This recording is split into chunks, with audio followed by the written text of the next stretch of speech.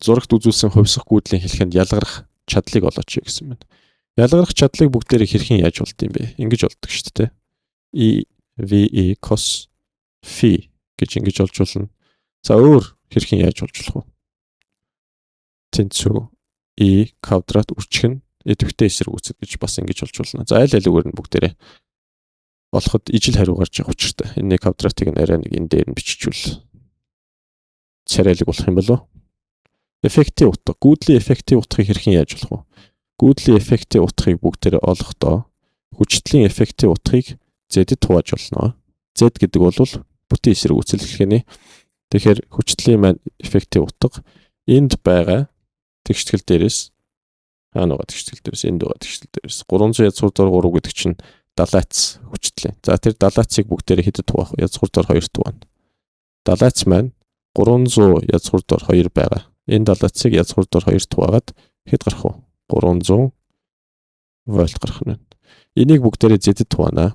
Z-ийг бүгдээрээ олъё. Z 80 квадрат нэмэх нь XL-с хасах нь XC-ийн квадрат. 80-аас хасах нь 20-ийн квадрат. Язгуурдор хий. Пифагордод. Ингээд Z тэнцүү 80 64 6400 нэмэх нь. Энэ бол ингээд 60-ийн квадратаас 3600 юм а да. За энэ дээрээс 10,000 100 гарах нь байна. 100 ом. Одоо бүгдээрээ орлуулъя. IE тэнцүү 300 хуваах нь 100 буюу 3 ампер байх нь байна. За ингээ 3 ампер гэдээ болчлоо. Тэгэнгүүт энэ дээрээс чинь пиг хэрхэн яаж болох вэ гэхээр 3-ын квадратыг үржих нь энэ идэвхтэй эсрэгүүцэл 720 ватт болох нь байна. Ди хариулт мөн үү? Энэ дээд талаар нь хэдүүлээ бодож болно. Cos phi. Cos phi хэрхэн яаж болох вэ? Cos phi гэдэг чинь өөрөө үндсэндээ бол R-ийг хуваах нь Z шүү дээ, тэ? R гэдэг чинь өөрөө 80, Z гэдэг маань 100. Ингээд cos phi маань 0.8 байх нь. Чадлын коэффициент нь 0.8 байх нэ. IE-г түрүүн олсон. Тэр маань 3 байсан. 3-ыг үржих нь VE. Тэр маань 300. Ингээд 0.8-аар үржүүлээ цөмөрөө. 900 0.8 дахиад 720 ватт гарах нь байна. Энэ маань миний юу вэ? Чадал шүү дээ. Дахиж бас ингэж бодож болно шүү залуусаа. Тэгээд багш нь аль замаар нь бодоод үзүүлчлээ та бүхэн маань. Аль дуртаагаараа бодоорой. Бодлого 16. Зурагт үзүүлсэн трансформаторын системд К түлхүүрийг залгах агшинд залгаатай байхад салгах агшинд бүрт R резисторыг гүйх гүйдлийн хүчний чиглэл ямар байх вэ гэж. За энэ дээр мэдээж индукцийн цэхийнхээ яригдана. Индукцийн гүйдэл бас яригдж байгаа. Тэгэхээр залгаагүй байхад салгаатай байхад ямар нэгэн байдлаар гүйдэл гүйхгүй учраас соронзон орон бий болохгүй. Харин гинт залгах юм бол гинт гүйдэл гүйгээд эхэлнэ. Энийг ингээд залгах юм бол И шиг ингээд гүйдэл гүйгээд эхлэх нь тэр гүйдэл маань энэ. Ингэж гүйгээд И шигээ гүйхнэ. За тэгвэл энэ ороомгоор ингэж гүйж байгаа гүйдлийн соронзон орон хаашаага чиглэх вэ гэдгийг бүгдээр олъё. Баруун гарын дүрмээр тойрог хэлбэртэй одоо ийм гүйдэл байгаа учраас баруун гарын дөрвөн хуруу маань тойрог гүйдлийг илэрхийлнэ. Харин эрхий хуруу маань доошоо чиглэж байгаа соронзон орны чиглэлийг илэрхийлнэ. За энийг ингээд доош нь зурчих багш. Энэ B соронзон орон. Энэ B соронзон орон маань нөгөө талдаа бол мэдээж ингэж гараад ингээд дээшээгээ байгаа гэж бүгдээрээ төсөөлж болно. Энэ B. Анх тэг байсан соронзон урсгалын хэмжээ гинт X-д алга болсон. Гинт X-нэ гэдэг чинь соронзон урсгал огцом X чинь тийм учраас хүү юу болж байна энэ чинь анх тэг байсан биз дээ. Буцаага тэг дээр навчи бүгдээрээгээд ийм аян өрнүүлээд өөр нэг соронзон орн бий болох нь байна. Тэр маань индукцийн соронзон орн B штрих. Энэ индукцийн соронзон орн маань индукцийн гүйдлийг бий болгоно. B штрих доошоогоо байгаа учраас эрхий хуруу доошоо дөрвөн хуруу ингэж эргэлдэнэ. Ингэж эргэлдэнэ гэдэг маань ингэж давж гарна гэсэн үг. Ингэж давж яваад ерөнхийдөө ингээд гараад ирнэ. Ингэж гарч ирээд хоёр чиглэлд яах вэ гэвэл тухайн индукцийн гүйдэл маань гүйх нь байна. Тэгвэл залгах агшинд хоёр чиглэлд. Нэг бол энэ, нэг бол энэ. Энэ хоёрын аль нэг нь. Залгаатай байхад юу болох юм? Залгаатай байхад гүйдэл гүйхгүй. Яагаад гүйдэл гүйхгүй юм бэ? Гүйдэл гүйхгүй байгаа шалтгаан нь индукцийн одоо тэр соронзон орны хэмжээ ихсэж багасахгүй байгаа учраас индукцийн гүйдэл гүйхгүй байгаа. Тийм учраас хэвлээ тэгээр авна. За энэ бол ингээд тэг За ер нь бол ингээд нэг рүүгэл яваад байна тийм ээ. Яагаад нэг вэ гэдгийг бүгдээрээ бодоод үзье. За салгачлаа гэж бодъё. Энийг салгачлаа гэж бодоход өнөөх сорон зуун орн маань багасаад унана. Сорон зуун орны хэмжээ багасаад унж байгаа учраас өнөөх сорон зуун орн маань хаашаа чиглэлтэй байсан, дээшээ чиглэлтэй байсан. B гэдэг. За B штрих биш шүү. Энийг ойлгоч. Багасаад унж байгаа учраас санаа зовж эхэлнэ. Нөгөө ихссэн байсан юм чинь багасаад унлаа. Буцаага түүнийг дэмжих шаардлагатай болж байна хэдүүлээ. Дэмжих чиглэлд өөр нэг хөндлөнгийн индукцийн сорон зуурныг бий болгох нь байна. За энэний үүсгэж байгаа индукцийн тэр гүйдэл маань хаашаага чиглэх вэ гэвэл залуусаа баруун гарын дүрмээр болно. Дээшээгээ байгаа учраас эрхээ хуруугаа дээшээ гоцоолго, дөрвөн хуруугаа эргүүл. Дөрвөн хуруугаа эргүүлэхэд эргээд наашаа гарч ирж.